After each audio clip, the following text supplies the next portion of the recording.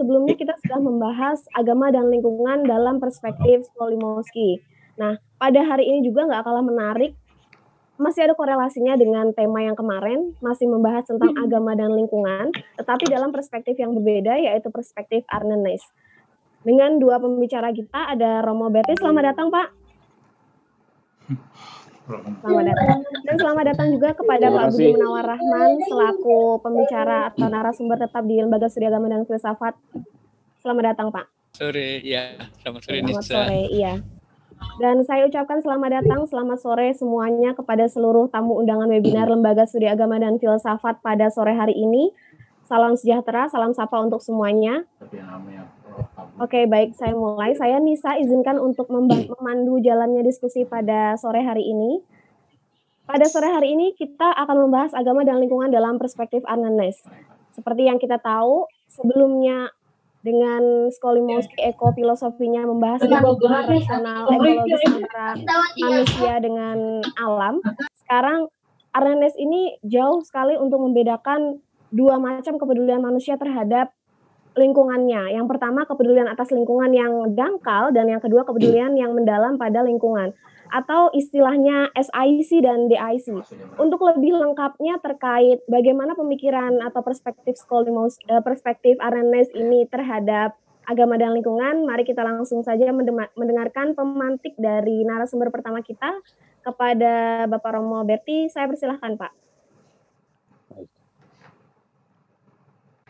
Terima kasih Mbak Nisa, dan terima kasih untuk Lembaga Studi Agama-Agama, Filsafat Agama, teristimewa Mas Iqbal yang memperkenankan saya untuk menjadi narasumber pada diskusi atau webinar pada sore hari ini.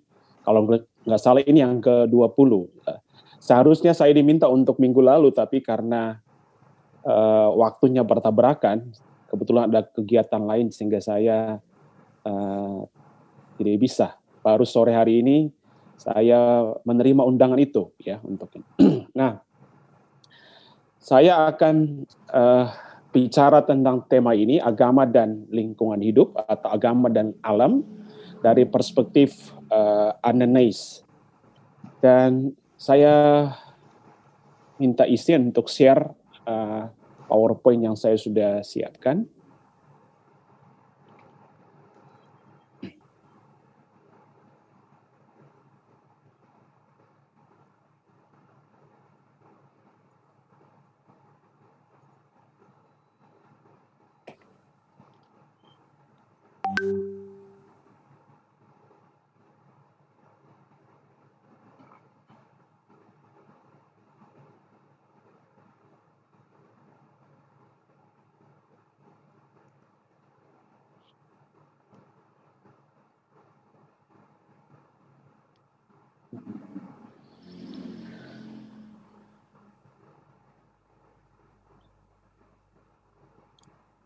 Apakah materinya sudah muncul?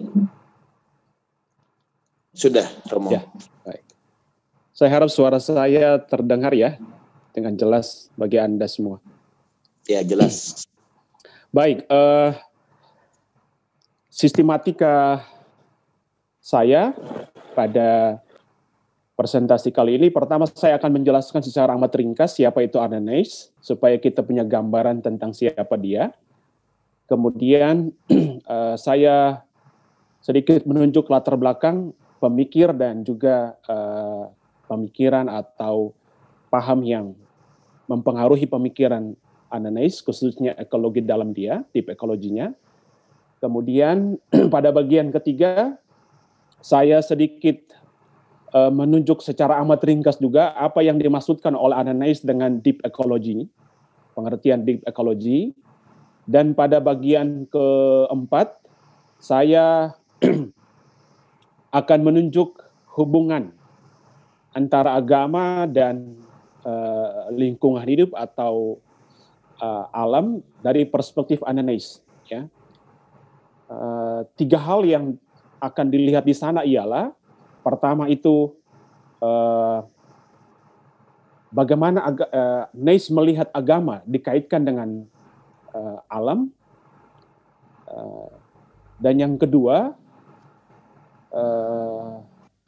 dari bagian itu adalah kita akan melihat kalau agama menurut Nash itu adalah inspirasi bagi cara pandang manusia terhadap alam, juga cara manusia berhubungan dengan alam, lalu mengapa ada krisis. Krisis itu bersumber dari mana? Dan yang ketiga, kita akan lihat kira-kira solusi apa yang ditawarkan oleh Nash teristimewa dalam mengatasi krisis ekologis. Nah, Nash ini wajahnya seperti ini orangnya. Lalu yang berikut tentang riwayat hidup singkat dia. Ya, dia orang Norwegia, lahir 27 Januari 1912 dan meninggal 12 Januari 2019 di Oslo, Norwegia. Ya. Nash mencatat bahwa sejak kecil dia itu dekat dengan alam. Ya, bahkan dia menulis bahwa ketika dia waktu kecil dan bermain di pantai, dia selalu menyaksikan keanekaragaman makhluk hidup di laut. Dan ketika dia melihat misalnya bermain-main dengan ikan yang bersembunyi kemudian berlari menjauh dan kemudian mendekat dengan dia merasakan bahwa ikan itu adalah bagian dari dirinya atau sahabatnya. Kedekatan itu tetap terus pelihara. Pada umur 5 tahun, ya, dia mulai akrab dengan alam pegunungan dan mendaki gunung. Kemudian pada umur 16 tahun, Nash itu membaca buku etik karya Baruch atau Benedict Spinoza. Dan menurut dia sendiri, dia menulis bahwa buku Spinoza ini turut mempengaruhi pemikirannya teristimewa ekosofi dia. Nash kemudian masuk Universitas Oslo pada tahun 1929 dan meraih gelar sarjana pada tahun 1931 dan gelar doktor diraih juga di universitas yang sama pada tahun 1936. Ya. Dan sesudah tamat, Nash pada tahun 1939 diangkat menjadi profesor filsafat di Universitas di Oslo atau di alma maternya. Dan pada tahun 1969 setelah 30 tahun mengabdi sebagai seorang guru besar ya filsafat di Oslo, Universitas Oslo, Nash kemudian mengundurkan diri dan memfokuskan seluruh energi perhatiannya pada gerakan lingkungan hidup. Nah, karya Nash bisa dikelompokkan dalam 4 periode atau 4 bagian. Pertama, saat periode pertama itu berlangsung pada tahun 1930 sampai 1940. Nah, pada masa ini, Nash menaruh fokus perhatiannya pada filsafat ilmu pengetahuan. Kemudian pada periode kedua, pada akhir 1940 sampai 1953, Nash menaruh perhatiannya kepada ilmu semantik. Ya. Dan pada periode ketiga, akhir 1993 sampai 1968, fokus perhatian Nash adalah pada skeptisisme. Dan di sini lalu terbit antara lain bukunya yang terkenal juga yaitu Skepticism. Kemudian periode terakhir, periode keempat itu berlangsung pada tahun 1969 ketika dia mengundurkan diri sebagai guru besar filsafat di Universitas Oslo sampai meninggalnya 2019. Ya. Pada periode keempat ini seluruh perhatian Nash itu diarahkan pada persoalan lingkungan hidup. Ya. Dia sempat menjadi anggota Greenpeace, tapi kemudian keluar dari situ dan mengabdikan diri sebagai seorang aktivis lingkungan hidup dan teristimewa seorang filsuf ekosofi atau filsuf lingkungan hidup.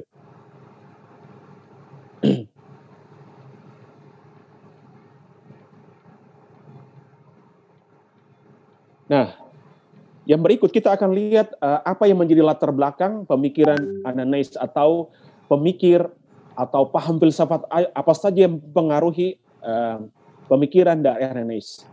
Nah, Nash itu adalah pencetus gagasan deep ecology. Dan itu dia cetuskan pada tahun 1973 ketika dia memberikan sebuah seminar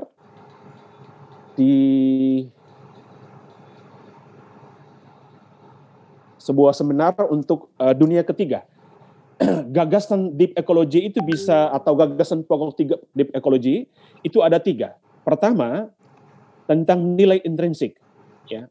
Mau dikatakan bahwa setiap pengada atau elemen dalam alam itu bernilai pada dirinya. Jadi dia bernilai bukan karena memberi manfaat kepada manusia, tapi pada dirinya, ya, setiap elemen, setiap unsur atau setiap pengada dalam alam itu punya nilai. Lalu yang kedua, ya, gagasan pokok yang kedua itu kesetaraan ekosferik. Nah, mau dikatakan bahwa setiap elemen dalam alam itu memiliki hak yang setara untuk hidup dan berkembang. Jadi bukan hanya manusia, bukan hanya mamalia lain, tapi setiap elemen itu punya hak yang setara dengan manusia untuk hidup dan berkembang. Dan gagasan yang ketiga ialah realisasi diri. Ya. Dengan realisasi diri dimaksudkan bahwa setiap unsur atau setiap pengada itu memiliki tujuan untuk diwujudkan. Ya. Punya arah yang hendak dicapai. Nah, Ney sendiri mengakui bahwa ketiga gagasan itu, ya, teristimewa dipengaruhi atau mendapat inspirasi dari pemikiran Benedict atau Baruch Spinoza, kemudian Mahatma Gandhi, tapi juga dari Hinduisme dan Buddhisme. Dari Baruch Spinoza, Ney teristimewa menginspirasi dari konsep monisme dan konatus. Ya, kita tahu monisme itu pandangan bahwa alam semesta itu berasal dari satu substansi, dan satu substansi itu ialah Tuhan atau alam. Sementara dengan konsep konatus itu mau dikatakan bahwa segala sesuatu itu bertujuan untuk punya tujuan untuk bertahan, ya, selama mungkin. Tapi Ney ya memahami konatus dalam arti bahwa menunjuk pada upaya ekspresi diri atau pemunduhan diri atau realisasi diri. Kemudian tokoh yang kedua yang turut mempengaruhi pemikiran dia adalah Mahatma Gandhi. Ney teristimewa menimba inspirasi dari pemikiran Gandhi soal hak hidup dan berkembang dari semua makhluk dan realisasi diri. Ya, kata-kata yang dikutip oleh kata-kata Gandhi yang dikutip oleh Ney adalah, saya percaya seluruh ciptaan memiliki hak untuk hidup sama seperti yang dimiliki oleh manusia. Jadi bukan hanya manusia, tapi makhluk lain juga memiliki hak yang sama untuk hidup dan berkembang. Kemudian yang berikut adalah Hinduisme. Ya. Sumber rujukan dan inspirasi dari Hinduisme itu berasal dari teks Bhagavad Gita yang berbunyi, ketika kemanusiaan memahami bahwa semua ciptaan, ya,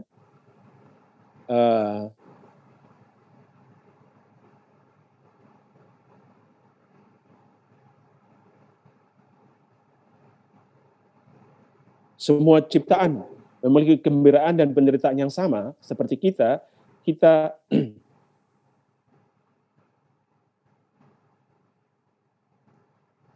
akan merasakan kegembiraan dan penderitaan yang sama seperti diri kita. Ya, kita tidak akan melukai ciptaan lain. Dengan kata lain, kekerasan tidak akan kita lakukan kalau kita memahami, ya, kegembiraan dan penderitaan dari ciptaan yang lain sama seperti apa yang kita rasakan. Kemudian yang keempat itu pengaruh dari Buddhisme. Pengaruh dari Buddhisme itu datang dari pemikiran Nagarjuna dan Rahib Sotosen Dogen. Ya. Dari Nagarjuna teristimewa Ney menimba inspirasi dari konsepnya tentang realisasi diri. Sementara dari Dogen, selain realisasi diri, yang juga mempengaruhi pemikiran Ney adalah konsep Dogen tentang nilai intrinsik. Ya. Menurut Dogen, tidak hanya manusia yang punya nilai pada dirinya, tapi juga makhluk lain. Bahkan menurut Dogen, setiap pengada, termasuk misalnya garpu, sendok, itu juga punya nilai pada dirinya. Dan karena itu perlu dihormati.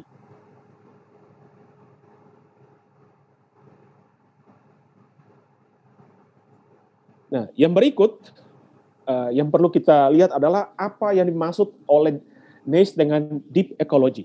Ya.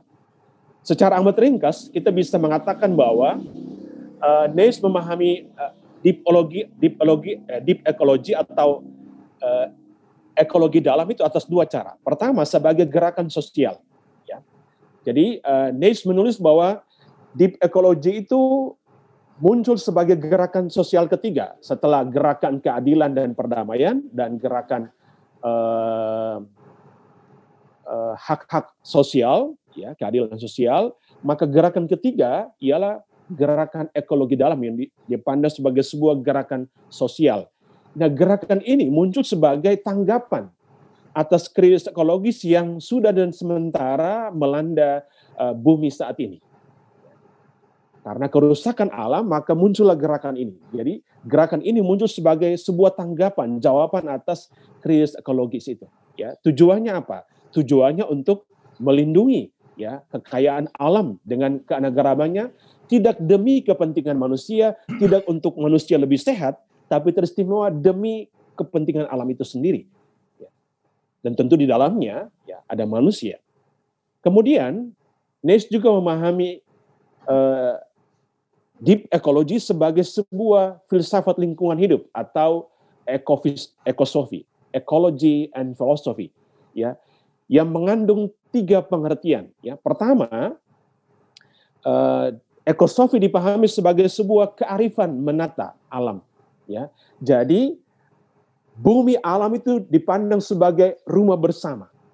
Maka perlu ada kearifan, ya, kebijaksanaan untuk menatanya sehingga alam atau bumi itu sungguh menjadi rumah tidak hanya bagi manusia, tapi rumah bagi seluruh ciptaan.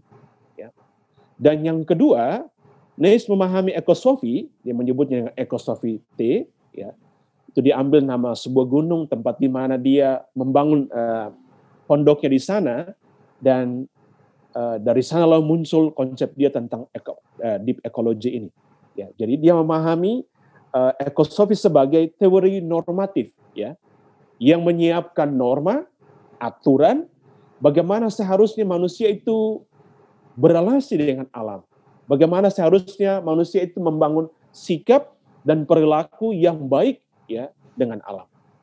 Kemudian yang ketiga, Nash memahami ekosofinya itu sebagai sebuah pandangan hidup, ya, mengenai alam. Jadi sebuah pandangan hidup yang utuh, ya, yang total, yang menyeluruh, ya, tentang alam. Nah, sekarang saya masuk bagian inti, yaitu tentang alam, agama dan alam. Nah, pertanyaan pertama yang hendak dijawab pada bagian ini adalah apa pandangan Nash, ya, terkait hubungan agama dan lingkungan hidup atau alam. Ya. Sejujurnya kalau mau lihat itu Nash tidak membahas khusus tentang ini, ya. Tapi dari pembacaan saya terhadap Nash, saya menangkap teristimewa ketika dia berguru, ya, menimba inspirasi dari tradisi Timur. Saya menangkap bahwa Nash memahami agama sebagai sumber inspirasi paham manusia tentang alam, tentang diri manusia, teristimewa posisi manusia, peran manusia di dalam alam, dan hubungan manusia dengan alam. Nah, karena Nash memandang, ya, agama sebagai sumber inspirasi, maka selain berguru pada Spinoza seperti kita sudah lihat pada latar belakang tadi, Nash juga menimba inspirasi dari tradisi Timur. Khususnya dia berguru atau menimba inspirasi dari pemikiran Hinduisme dan Buddhisme. Dari Buddhisme misalnya, Nash memahami alam sebagai sesuatu yang suci.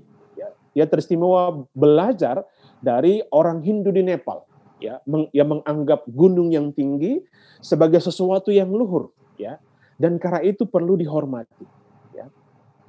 Nah,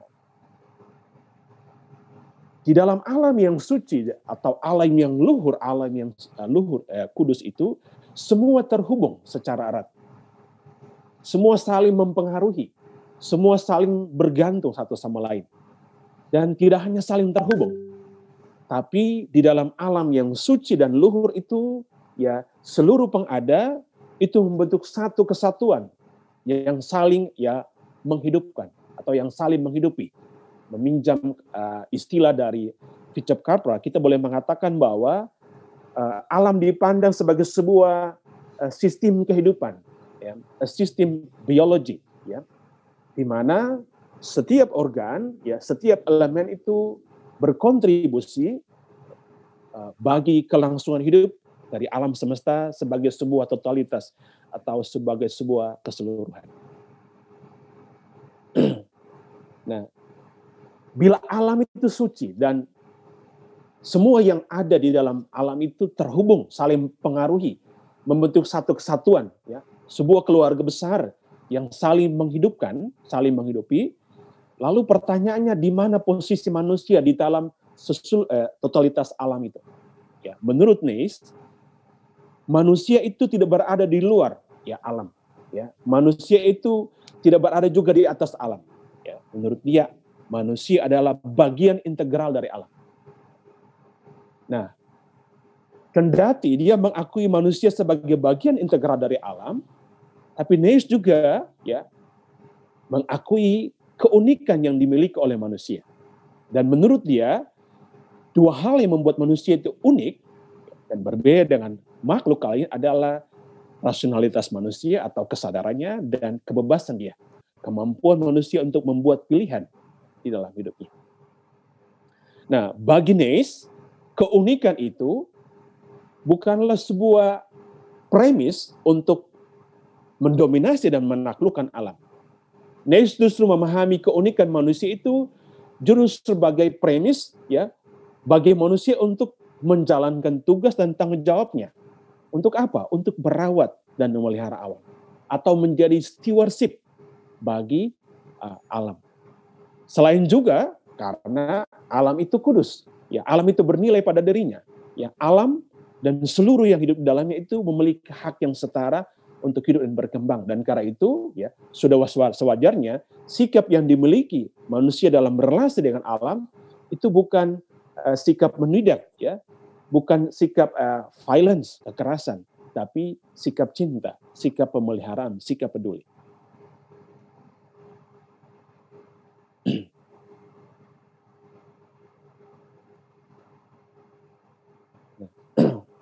Pertanyaan kedua, di titik ini lalu kita bertanya, bila agama adalah rujukan yang baik dalam memahami alam, kedudukan manusia, dan relasinya dengan alam, lalu pertanyaannya mengapa ada krisis ekologi? Dari mana krisis itu berakar? Ya. Nash dalam bukunya Ecology, Community, dan Lifestyle menunjuk dua hal yang menjadi sumber krisis. Pertama, dia menunjuk dimensi perspektif filsafat sebagai akar utama. Menurut dia, krisis ini berakar pada paradigma yang memisahkan manusia dengan alam. Dan Nash dalam bukunya itu misalnya menyebut Petrarca dan René Descartes sebagai rujukan. Ya. Petrarca itu memandang misalnya yang materi itu sebagai yang jijik. Ya. Yang luhur itu adalah yang ide, yang batinnya. Sementara Descartes seperti kita tahu dengan dualismenya itu, ya, membentuk paradigma bahwa, ya, alam karena tidak rasional maka dipandang sebagai materi belaka, bukan sesuatu yang bernilai pada dirinya, sesuatu yang luhur, sesuatu yang suci, dan karena itu perlu untuk dihargai, ya, perlu untuk dihormati dan dipelihara. Sementara akar kedua, dia melihatnya pada perspektif biblis teologis. Ya. Menurut dia, krisis ini bersumber pada penafsiran yang keliru atas Alkitab atau atas kitab suci. Dan dia menunjuk beberapa teks kitab suci, Alkitab, yang jadikan dasar biblis sikap penaklukan terhadap alam karena penafsiran yang keliru itu. Antara lain misalnya pada kitab Kejadian, pasal 1 ayat 28. Ya. Di sana menurut Nash ada penafsiran keliru bahwa itu semacam sebuah pemberian kuasa dari Tuhan kepada manusia, ya, untuk menaklukkan, ya, atau menguasai dan mengeksploitasi alam. Ya. Padahal sejujurnya tidak seperti itu. Ya. Di sana justru mengandung sebuah tugas untuk memelihara, bertanggung jawab terhadap kelangsungan alam. Dan teks lain adalah dari Kejadian 3 pasal 3 ayat 17 hingga ayat 18 ya. Itu soal kejatuhan manusia. Menurut Nace, ada yang menafsirkan itu bahwa ketika manusia itu jatuh dalam dosa dan manusia harus mengolah alam ciptaan termasuk semak duri untuk bisa hidup, maka di saat itu derajat ciptaan yang khususnya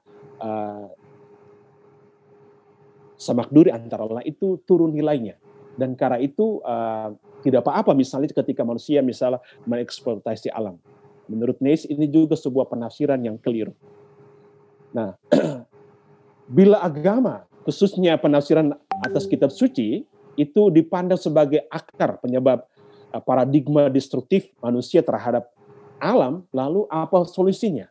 Ya, tepatnya apa jalan keluar yang perlu diambil oleh manusia guna mengatasi krisis ekologis itu? Ya, Nace dalam bukunya Ecology, Community, and Lifestyle menunjuk 3 hal. Bahkan sebetulnya judul buku itu sudah menunjuk dengan jelas apa yang harus dilakukan oleh manusia untuk bisa mengatasi krisis ekologis. Menurutnya yang pertama adalah perubahan paradigma. Ya. Yang harus diubah adalah dari perubahan paradigma dari perspektif filsafat yang dari cara berpikir atau paradigma yang fragmentaris, mekanistik, kepada paradigma yang holistik dan sistemik. Ya. Dari juga peralihan paradigma dari khusus dari perspektif teologis biblis, yang harus dirubah adalah perubahan penafsiran, ya, biblis yang antroposentrik kepada penafsiran yang lebih ekologis. Ya. Misalnya, Nace menunjuk contoh bagaimana kita mengubah cara menafsirkan kita terhadap alam supaya lebih bercorak ekologis. Dia misalnya menunjuk contoh ketika kita harus menafsirkan teks kitab suci dari misalnya teks Kejadian 9 ayat 3 ya. Di sana kita bisa mengubah cara penafsiran yang bercorak antroposentrik ya kepada sebuah cara penafsiran yang lebih bercorak ekologis ya. Bahwa misalnya kuasa Tuhan ya, atau perintah Tuhan kepada Nuh ya untuk menyerahkan segalanya termasuk tumbuh-tumbuhan kepada manusia, itu dipandang lebih sebagai pemberian kepada manusia bukan hak untuk memiliki, tapi hak pakai. Dengan kata lain, Tuhan memberikan kepada kita manusia kuasa bukan untuk memiliki dan menghancurkan, tapi sekadar hak pakai kita terhadap alam yang merupakan ciptaan Tuhan itu. Ya. Atau teks lain, ialah misalnya Kejadian 1 ayat 21 hingga ayat 22. Ya, menurut Nace, ya, di sana Tuhan mengakhiri ciptaan dengan mengatakan bahwa Dia melihat semua itu baik. Kalau Tuhan menilai semua itu baik, maka dari sisi ekologis kita harus menafsirkan bahwa semua ciptaan itu sejak awal diciptakan oleh Tuhan baik. Dan tidak hanya baik, tapi dia bernilai pada dirinya. Nah, menurut dia, cara penafsiran seperti ini akan membantu kita untuk lebih care, lebih peduli, lebih merawat alam ketika ketimbang mendominasi, mengeksploitasi dan menghancurkan. Lalu solusi yang kedua ialah perubahan gaya hidup. Ya, jadi logikanya kalau orang berubah dalam cara berpikir, paradigma, maka itu akan mendorong orang untuk apa? Untuk berubah dalam gaya hidup atau lifestyle-nya. Dan menurut dia kita harus beralih dari cara hidup yang konsumtif dan kuantitatif, ya, mengumpulkan, ya, menuju sebuah corak atau gaya hidup yang lebih sederhana dan yang mengejar bukan kuantitas tapi makna hidup. kualitas hidup. Ya, bukan mengumpulkan sebanyak-banyaknya kekayaan, tapi bagaimana kita menemukan makna hidup yang baik dalam relasi kita dengan sesama dan dengan alam. Dan yang ketiga, menurut dia, perubahan itu hanya mungkin jika menjadi sebuah gerakan bersama. Tidak hanya menjadi gerakan dari aktivis lingkungan hidup atau para akademisi yang care dengan lingkungan hidup, tapi harus menjadi gerakan bersama. Ya. Baik pemerintah, masyarakat, dan semua yang hidup di bumi. Kalau ini bisa menjadi sebuah gerakan bersama, lalu cita-cita untuk menjadikan bumi ini, bumi yang ramah untuk dihuni oleh semua makhluk, itu akan tercapai. Demikian itu yang bisa saya sampaikan sebagai pemantik dalam diskusi kita. Saya menutup dengan kata-kata ini. Siapa merawat alam, alam akan merawatnya. Siapa mencintai dan memelihara alam, alam akan mencintai dan memeliharanya. Demikian itu dari saya. Terima kasih.